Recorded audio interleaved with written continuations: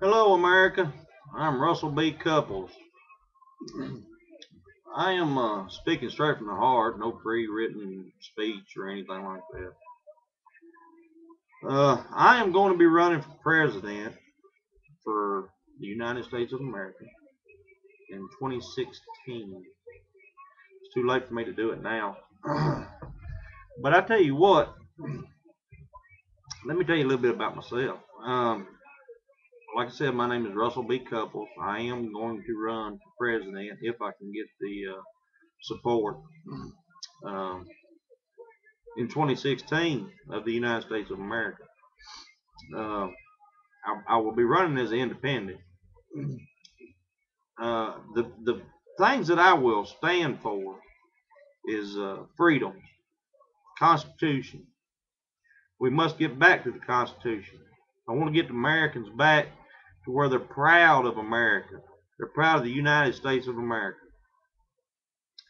There's so many out there that is lost interest in this country, and I can understand that.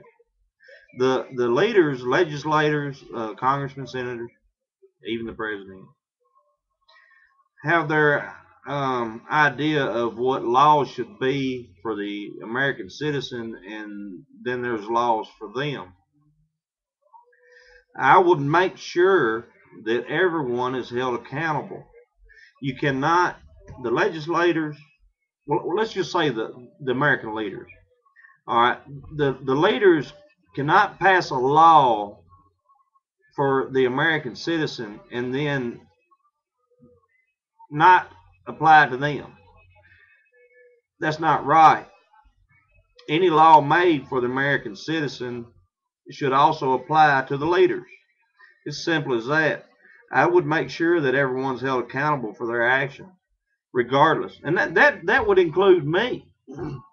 If I done something illegal while I was president of the United States, I would appreciate it if somebody would hold me accountable. I believe in the right to bear arms. I don't believe a 140-pound woman can fight off a 250-pound man with a knife or a baseball bat. I am a big proponent for guns. It's an equalizer. It makes everybody equal. Um, I do understand that there's some philosophies and people try to put guns down, but a gun has no soul, has no life till a person picks it up and gives it one. If it does, you need to call an exorcist, as I said in another one of my videos. That's making a little bit of light of it, but seriously, it's a very serious problem. Um, People are getting tired, and as they get tired, they get more aggressive. I'm looking to change that. I'm looking to make sure that America is a place to be proud of. I want the people happy. I don't want them stressed out over every little detail of government and of life. I want them to be happy. Um, it will take some work. I don't think I can achieve it in 4 years. Um, Pardon me. But I've got a cold. I had it for about a little over a month now. I don't know what it is.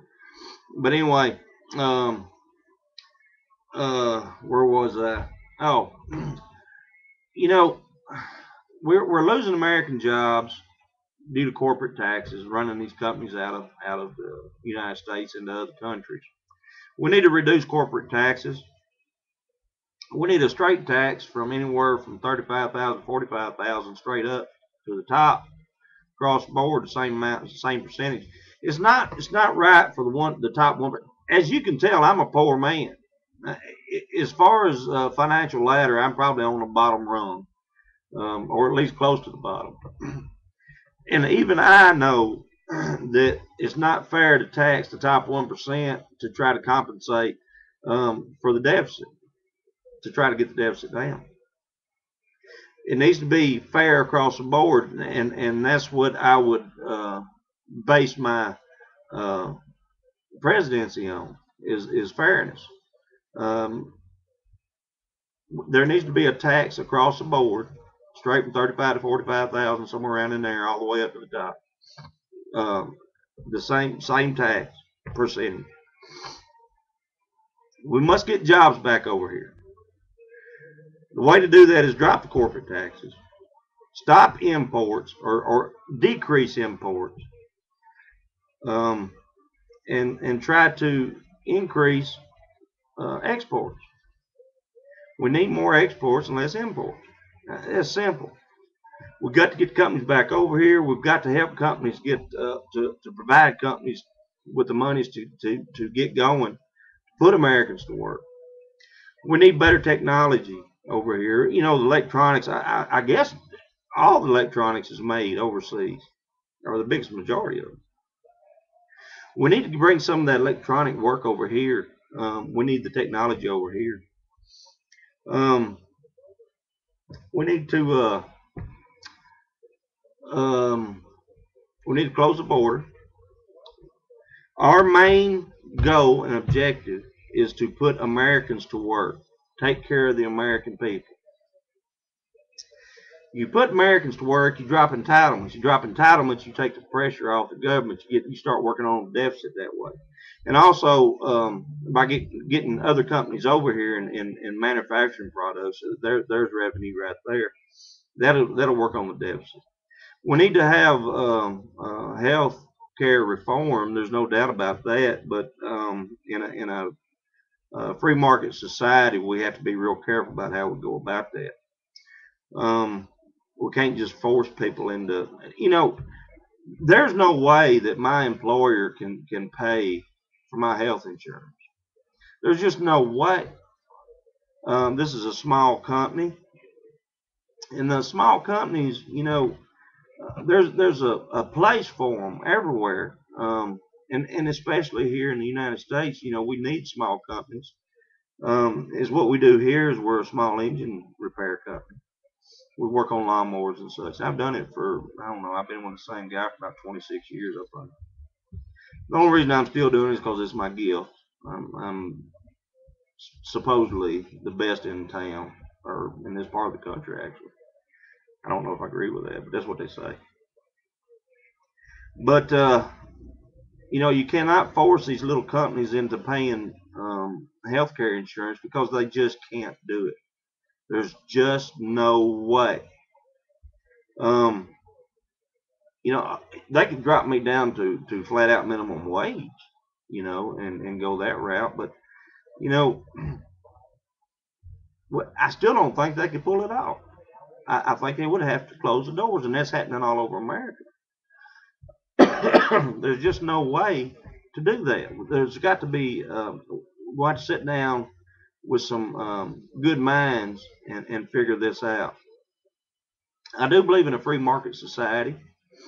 I do believe that there's traditions in this country that don't need to be changed by anybody.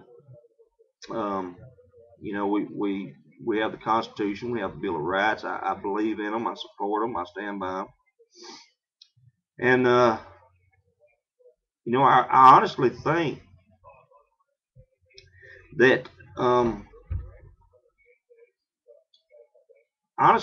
that people are tired of where this country's going. I know they're tired of the leaders. You know, honestly, I think we ought to fire them all and rehire new ones, but that's just not the way it works. A lot of things upset me about the way the leaders are doing. They're basically selling us out, and I don't like that. We also need energy independence. The EPA is going to have to understand this. You know, we've got to have energy independence. The pipeline coming down from Canada going down into Texas, I think it was. The permit was rejected by Mr. Obama, President Obama. Why? Why was it rejected? We don't need to keep supporting these Islamic countries over there by buying their fuel or their gas or oil. You know, we need to drill for our own. We need to be energy independent. That right there in turn would give us revenue right there. getting the deficit down. This country can sustain itself. It's done it for hundreds of years, and it can keep on doing it. We must get rid of ethanol so we can quit importing food. We need to be able to have our food over here in the United States, grow it here, harvest it here, and sell it here. It's hard to do that when you have fields that is filled with corn for ethanol. Ethanol is a junk fuel. It's costing the consumer bundles of money. It's just worthless. We need to try to get away from that and go straight to fossil fuels. We do need better technology on power plants and power systems for automobiles. I don't think battery is the way to go. We'll have to research that, find out about that. I think the government ought to. You have to excuse me. I am country, but had ought to finance stuff like this, energy, um, well, other forms of energy. Um, I'm sick and tired of racism. I'm sick and tired of religious differences. You know, just because one person does not agree with something another person does not mean they have to hate. We have got to become a brother and sisterhood here in America. Uh, United we stand, divided we fall.